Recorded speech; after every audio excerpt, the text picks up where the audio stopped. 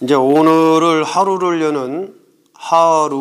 여는 오늘의 부처님 말씀 한 말씀 또 보도록 하겠습니다.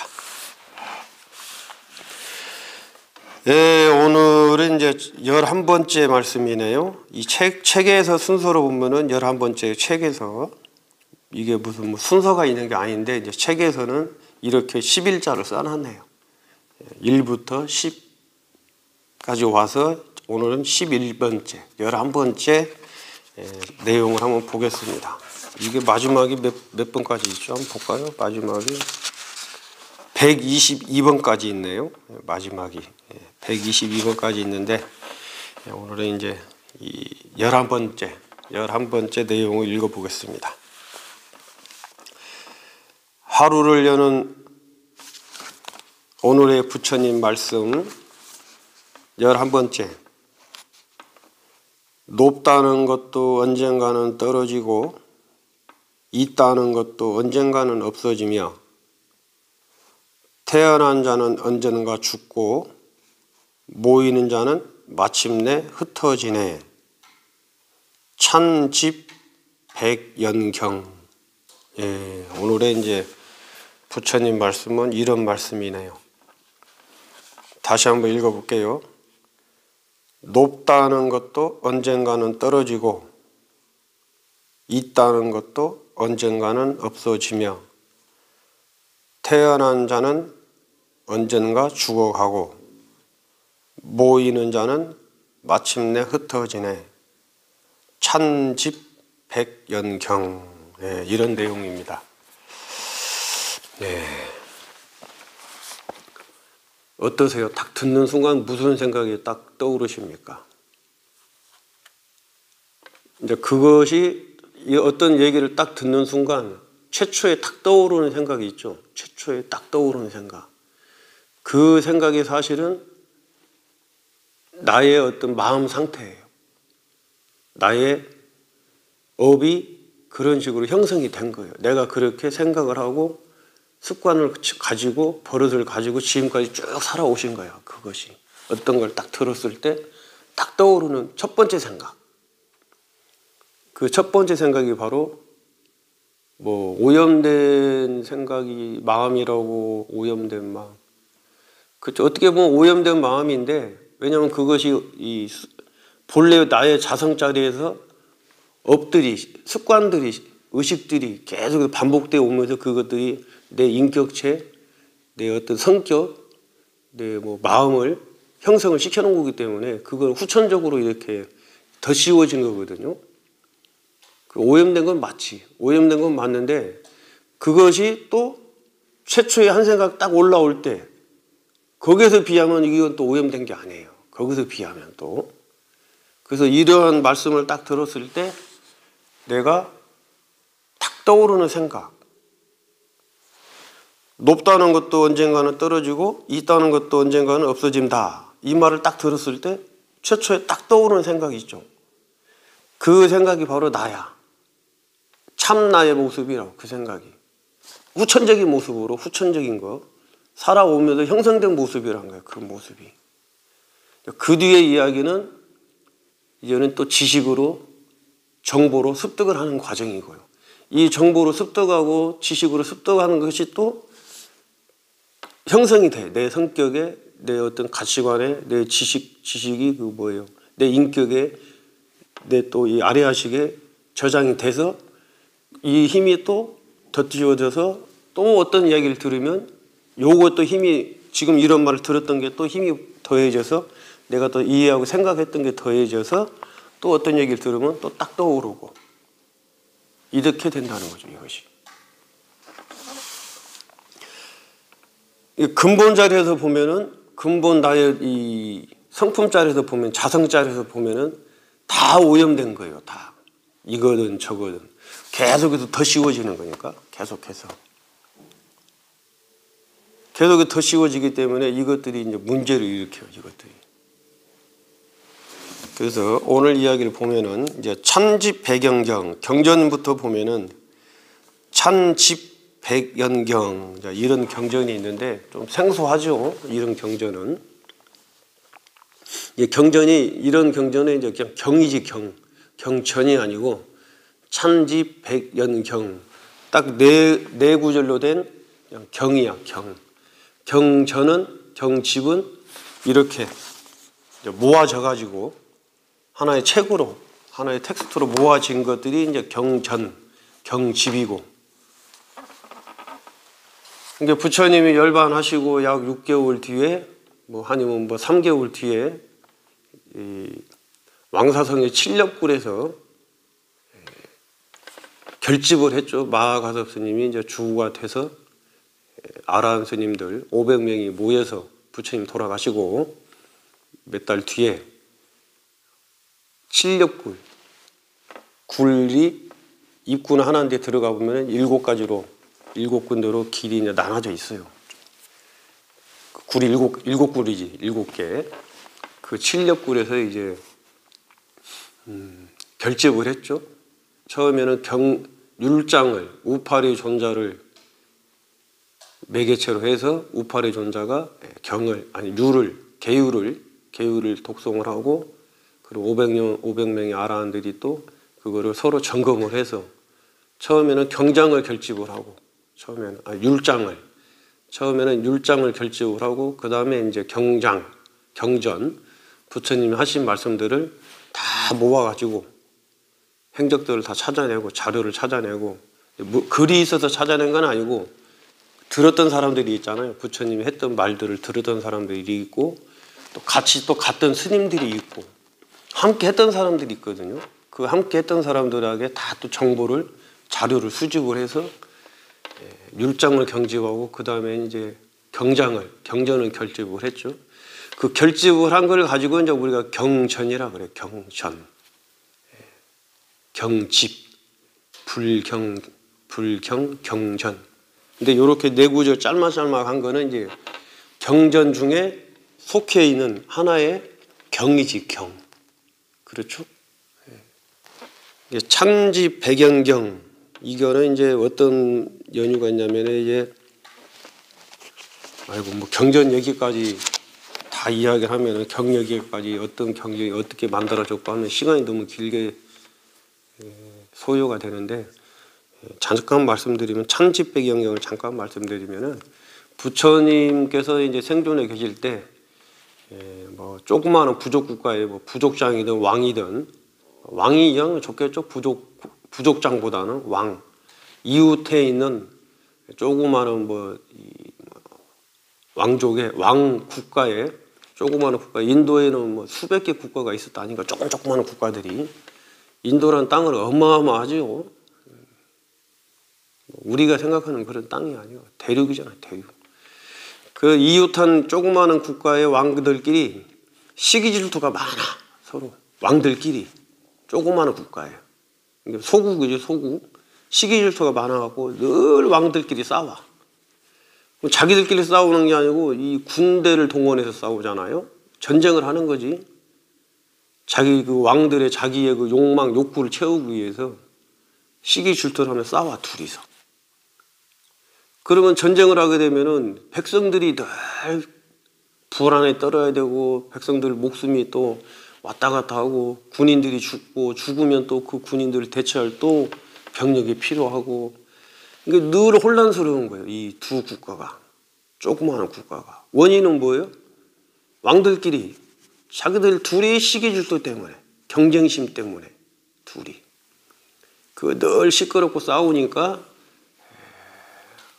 그 큰 나라의 왕이 그게 이제 빈비사라 왕이라고 하는 것 같은데 큰 왕이 이제 부처님께 그런 이야기를 하는 거죠. 저 조그마한 두 나라 왕들이 저렇게 늘 싸워가지고 백성들은 불안하고 백성들의 목숨은 늘 왔다 갔다 풍전등화 같고 군인들은 죽고 늘 혼란스럽다 저 두 나라가.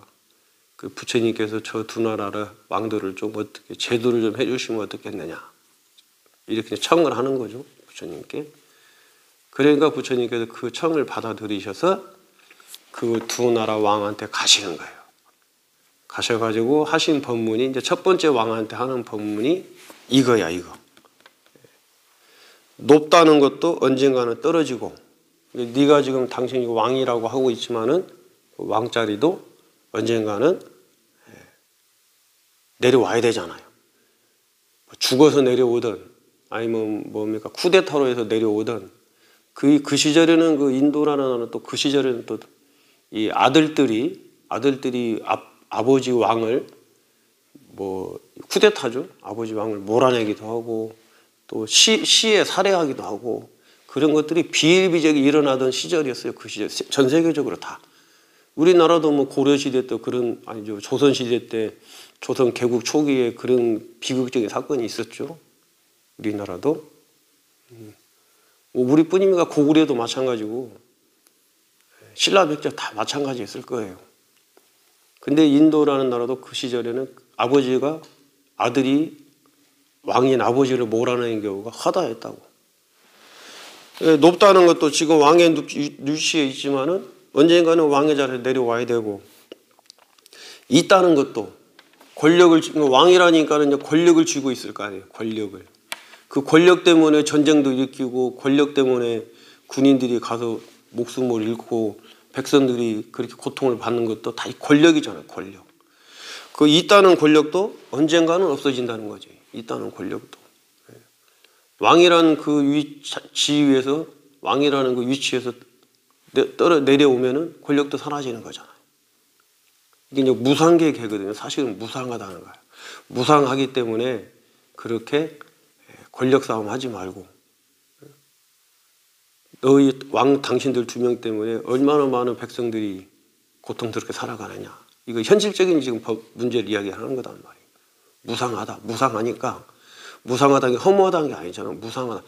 다 변하는 것인가. 네가 지금 왕이라는 것도 언젠가는 왕자리에서 내려와야 되고 지금 당신이 가지고 있는 권력이라는 것도 언젠가는 사라지는 것인데 그런 무상한 것을 가지고 당신들의 욕심을 채우자고 백성들을 저렇게 고달프게 하고 당신들 스스로도 괴롭지 않냐고 지금 법문을 하시는 거죠. 법문을. 왕들을 깨우쳐 주려고. 이게 높다는 것도 언젠가는 떨어지고 있다는 것도 언젠가는 없어지며 이제 이 말을 듣고 그 첫 번째 왕이 깨달은 거죠. 내가 지금 해서는 안 될 짓을 하고 있구나. 나로 인해서 얼마나 많은 사람들이 고통스러워하고 죽어나갔고 나라 경제는 엉망이고 백성들은 굶주림에 기근에 허덕이고 있는지를 안 거지. 기아에 허덕이고 있는 거를. 그래서 마음을 고쳐먹는 거예요. 저 상대방 왕을 이제 이해하고 배려하고 자비심이 된 거. 이해하고 배려한다는 게 상대방 왕에 또 그 국가에 뭘 갖다 주고 그 왕한테 무릎을 꿇고 이런 게 아니고 마음이 바뀐 거죠. 시기 질투하고 경쟁심이 있던 마음이 사라지는 거죠. 눈 녹듯이 싹 사라진 거예요. 이게 부처님의 유실력이고 이게 신통한 거야. 이게 신통력이라면 이런 게 신통력이에요. 방금 전까지 이 질투의 화신으로 또 경쟁의 그런 승부욕으로 꽉 뭉쳐져 있던 그 마음이 부처님의 모습을 보고 부처님의 이 거룩한 법문을 한마디 딱 듣고 그 마음이 눈 녹듯이 싹 사라져서 이제 자비로운 마음으로 딱 바뀌어. 자비로운 마음으로 바뀌니까 백성들도 편해지고 본인도 편하고 이웃 국가도 전쟁을 하지 않으니까 이웃 국가도 편하고 이웃의 왕도 편하고 이게 신통력이야. 이게 신통력이 다른 게 아니에요. 이렇게 이거보다 더 신통하고 신비로운 게 어디 있어? 사람 마음이 바뀌는 거죠. 높다는 것도 언젠가는 떨어지고 있다는 것도 언젠가는 없어지며 이 말을 듣고 이제 왕이 다 마음을 고쳐먹었다. 태어난 자는 언젠가 죽어가고 그렇죠. 태어난 자는 언젠가는 죽어가는 거예요. 생자 필멸. 우리가 이제 제사를 모실 때 절에서 이제 제사를 모시잖아요. 제사를 모실 때 그런 말이 있습니다. 임금으로 태어나서 천하를 호령해도 결국에는 죽는 것을 영가님은 모르시는가? 임금으로 태어나 천하를 호령해도 결국에는 죽는 것을 영가님은 모르시는가?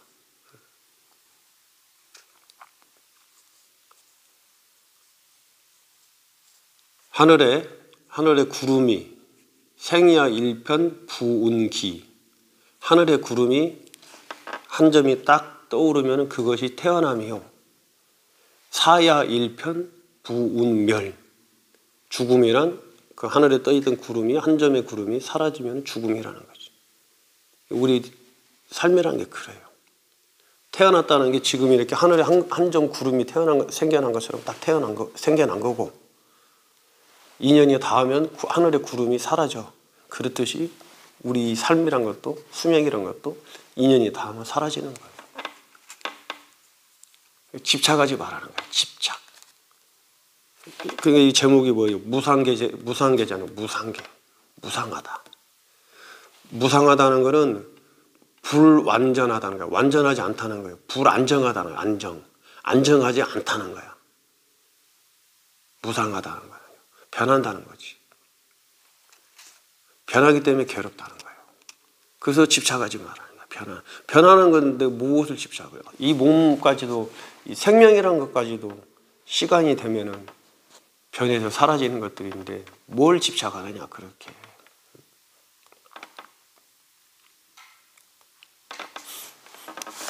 그 제사 지내러 가시면 그런 말 한번 들어보시면 좋을 거예요. 임금으로 태어나서 온천할 호령에도 결국에는 죽는 것을 영간이면 모르시는가. 생야일편 부운기, 사야일편 부운멸. 하늘에 구름이 한 점 생기면 그것이 태어나며, 하늘에 한 점 구름이 사라지면 그것이 곧 죽음이다. 이 말만 잘 또 새겨봐도 내 삶이, 마음이 싹 바뀌죠. 이 사람이라는 게 가장 애착심이 심한 게 사람이 이 몸뚱이하고 가장 두려워하는 게 죽음이에요. 죽음. 이 두 가지가 사실은 우리 인생의 괴로움에 근심, 걱정, 불안, 초조, 슬픔, 비탄, 괴로움, 고통, 모든 원인이 이 두 가지예요. 몸에 대한 집착과 죽음에 대한 두려움. 이거다. 우리가 죽지 않고 몸이 늙지 않고 병들지 않는다면 우리는 아무런 근심, 걱정이 없어요. 먹지 않아도 죽지 않고, 배가 고프지 않아서 죽지 않고. 그렇죠? 몸을 먹지 않았으니까 몸이 병들 것인데, 먹지 않아서 병이 들지 않고, 먹지 않았기 때문에 몸이 늙어갈 것인데 아프고 늙지도 않고, 그럼 무슨 걱정이 있겠어요? 또 죽지도 않아. 누가 칼로 찔러도, 총으로 쏴도, 폭탄을 맞아도 죽지 않아. 죽지 않는다면 무슨 근심 걱정이 있겠어요? 몸이 사라지지 않고 죽지 않는다면. 우리가 가장 큰 고통이 뭐냐? 이 몸이 병들고 늙고 병든다는 거하고 죽음이에요. 그러니까 세상 사람들, 우리 이제 스님들이 불교에서 인생은 괴로움이고 인생은 고통이라고 이야기를 하면은, 내가 지금 잘 먹고 잘 살고 있는데 무엇이 괴롭고 무엇이 고통이냐 이렇게 이야기하잖아요. 그걸 얘기하는 게 아니에요. 그 얘기도 하는 거지만은 핵심적인 거는 그게 아니단 말이에요. 늙고 병들고 그래서 늙고 병들어 죽는 문제 때문에 석가모니 부처님이 고타마 시타르타가 출가를 하는 거 아니겠어요? 내가 지금 잘 먹고 잘 살고 있는데 즐겁게 쾌락을 즐기면서 또 풍족하게, 경제적으로 풍족하게 살고 있는데 인생이 뭐 괴롭냐? 인생은 즐거움이다 얘기하시는 분들 당장 보면 아파봐요. 당장에. 그거만큼 괴로운 게 없고, 당장 내가 시한부 인생이다, 얼마 몇 달 못 산다, 그런 암판정을 딱 시한부 인생 판정을 받으면은 지금까지 내가 풍족하게 여유 있게 돈도 많고 좋은 차에 좋은 집에 좋은 옷에 좋은 음식 먹고 살았던 게 그냥 싸그리 없어지고 오로지 근심 걱정밖에 안 생겨요. 착각을 하고 있는 거야. 괴로움이라는 걸 잘 모르고 무상하다는 걸 모르는 거예요. 그러니까 이런 말들 한번 딱 들으면 이제 마음이 바뀌어야지. 태어난 자는 반드시 죽어가고 모이는 자는 마침내 흩어지네. 모인다는 거는 이게 이제 자라고 하니까, 모이는 자라고 하니까 사람으로만 생각을 하시는데 그게 아니고 2년 따라 모이고 2년 따라 흩어지는 거예요.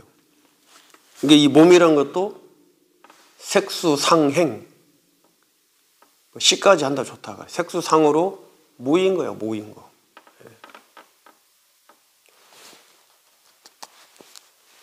이 염주 하나도 모여 있는 거잖아요. 하나를 모여가지고 염주가 된 거지 않습니까? 근데 이거를 딱 끈을 잘라버리면은 염주 하나를 다 흩어져요. 그럼 염주가 아니야. 이거는. 그 흩어진 이 하나를 흩어진 염주도 또 굴러다니다가 시간이 지나면 사라져버려.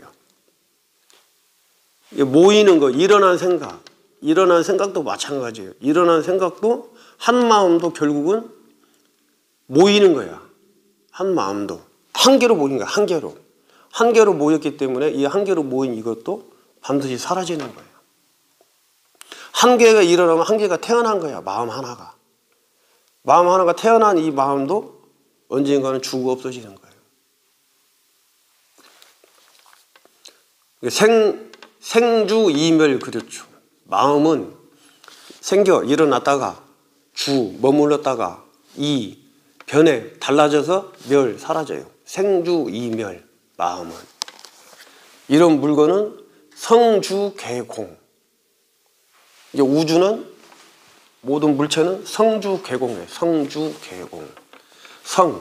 만들어졌다가 머물렀다가 무너져 흩어져 그리고 사라져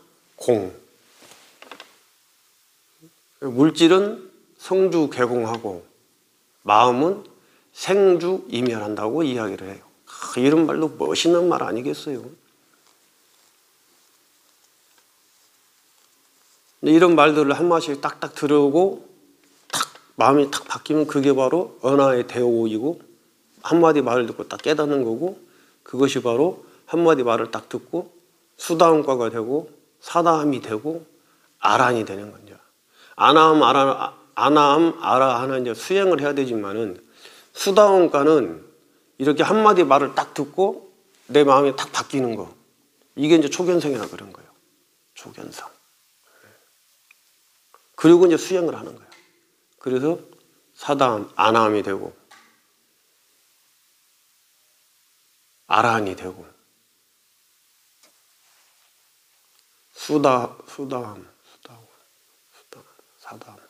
사다함, 아나함, 아라한 그렇죠. 수다원은 딱 한마디 이걸 딱 말을 듣고 인식의 변화가 딱 일어나고 마음의 변화가 딱 일어나고 불법이 무엇이구나 무상하구나. 높다는 것도 언젠가는 떨어지고 있다는 것도 언젠가는 없어지며 태어난 자는 언젠가 죽어가고 모이는 자는 마침내 흩어지네. 이 법문을 딱 듣고 그 왕이 바뀌었잖아요. 그 왕이 바로 수다원을 중득하는 거야. 수다원을 초견성을 한 거예요. 그게 바로 우리가 흔히 말하면 뭐 초견성을 하면 뭔가 뭐 새로운 뭐가 있는 것처럼 신통력. 제가 그 자꾸 신통력을 오늘 말씀을 드린 게 뭐냐면은 공부를 잘못 생각하고 있다는 거예요. 불교를 공부하면은 무슨 뭐 신통력이 생기고 벽을 뚫고 뭐가 보이고 저 뭐 멀리 떨어져 있는 소리를 내가 듣고 어떤 거리를 남부들로 막 날아서 다니고 뭐 공중에서 붕 뜨고 물속을 들어가고 물 위를 걸어가고 이런 게 불교가 아니에요. 그런 걸 하자고 공부하는 게 아니야. 오해들 많이 하셔. 특히 참선을 하자고 그러면은 뭔가 그런 능력이 생길 거라고 기대를 하고 참선을 해야 된다는 거예요. 그런 게 아니에요. 만약에 그렇게 되면은 그 사람은 제정신을 못 살아요. 아니 뭐 들어서는 안 될 얘기도 다 들리고 저 멀리 있는 얘기도 다 들리고 그러면 그게 온정신으로 살겠습니까? 그리고 벽 밖의 것들이 보인다면은 그 온정신으로 살겠냐고 그게. 그렇지 않아요. 이 인간의 몸이 그래서 이 인간의 몸 자체가 바로 그래서 신통하다는 거야. 이 자체가. 적당하게 보일 만큼 보이고 적당하게 들릴 만큼 들리고 적당하게 갈 만큼 걸음 속도가 있고 이 자체가 바로 신통이에요. 신통. 이 자체가. 무슨 뭐 이적 기적 같은 거 그거는 황당무계한 겁니다. 그래도 불교 공부를 잘못 생각하시면 안 돼요. 절대로. 그렇게 되지도 않고. 그렇게. 세상에 얼마나 많은 사람들이 있어요. 무슨 뭐 손에서 뭐 장풍이 기가 나오고 장풍이 나온다 해서 촛불을 끌 수 있다고. 실제 실험을 해보니까 꺼져? 안 꺼지잖아. 손에서 어떻게 뭐가 나와? 그거는 이제 중국 도사들 영화가 다 그런 거 다 배려놓은 거고 잘못된 인식을 심어준 거예요. 기수련을 하고 단전호흡을 하고 요가 수행을 하고 하면은 이 몸의 변화는 있죠. 기운들이 다르긴 다르지 일반 사람들하고. 하지만 거기서 그렇다고 해도 뭐가 막 장풍이 나오고 막 하늘을 날아다니고 물 위를 걸어가고 그런 능력은 없어요. 인간한테. 절대 있을 수가 없는 능력이에요. 그거는. 또 혹시나 있다 하면은 그게 또 법은 아니에요. 법은. 하늘 날아가면 이게 나오잖아요. 높다는 것도 언젠가는 떨어진다. 하늘 날아가면 떨어져야 돼. 내려와야 돼. 하늘 날아갈 줄 알면은. 공중부양을 여기서 결과부자를 하고 공중부양을 했다. 사라질 때까지 그렇게 공중에 떠 있습니까? 언젠가는 내려와야 돼. 험하다는 거야. 그 모든 것들이. 무상하다는 거야. 무상. 말씀을 잘 드리고 있는지 모르겠네요. 왜냐하면 제가 이렇게 말씀을 드리는 거를 제가 이 영상이 어떻게 나오고 댓글이 어떻게 달리고 채팅창에 어떤 말들이 오고 가고 또 몇 분이 함께 공부하고 있는지를 제가 확인을 못해요. 그냥 핸드폰 하나 갖다 놓고 마이크 하나 갖다 놓고 이야기를 하고 있기 때문에 확인을 제가 할 수가 없어요. 뭐 노트북을 갖다 놓은 것도 아니고. 그렇습니다. 어떤 분들은 또 너무 이렇게 뭡니까? 여법하지 않다고 이것도 뭐냐면 우리 절에서 여기 신도님들 오시면은 신도님들 여기다가 경전 놓고 사경도 하고 경전 놓고 기도도 하고 하는 그냥 책상이에요. 그냥 여기 법당 안에 있는 갖다 놓고 하거든요.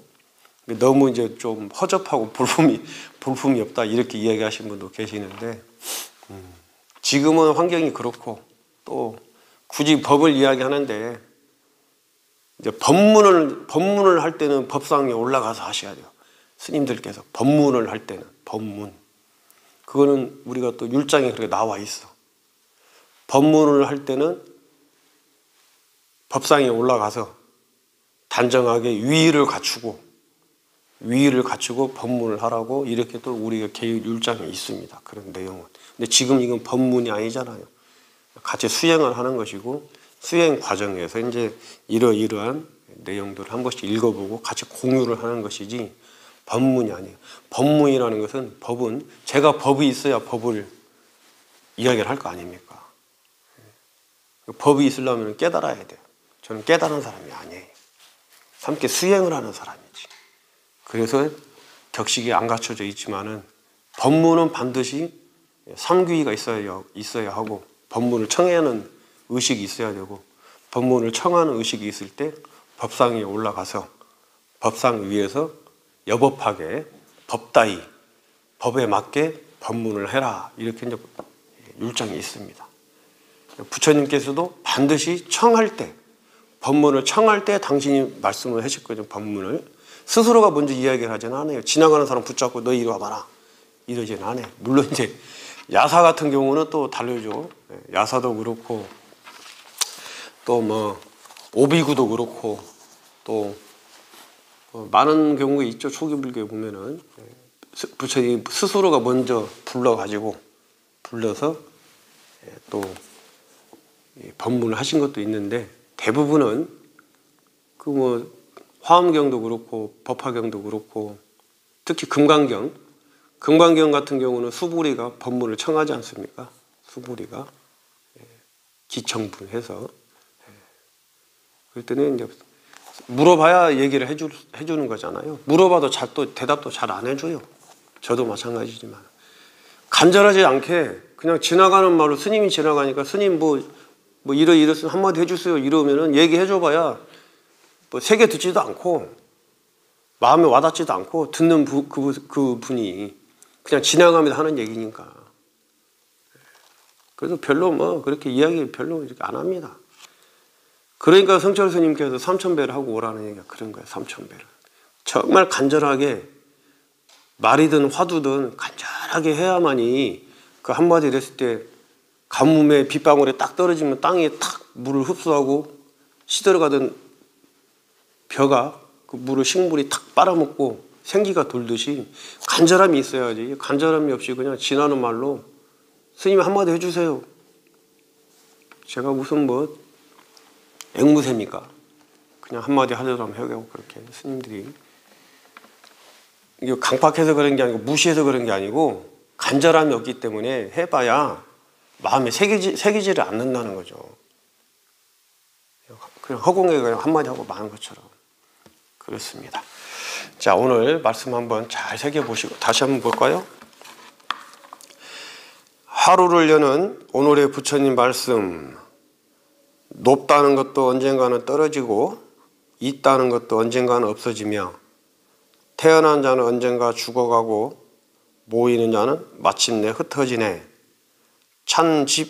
찬집백연경 이런 경전이었습니다. 경전의 어떤 간략한 경전 이야기하고 이 네 구절의 이야기를 간단하게 드렸으니까 한번 앞에 영상 시간 되시면 앞전 영상을 찾아보시고 잘 한번 들어보시면 좋을 것 같습니다. 자, 지금부터는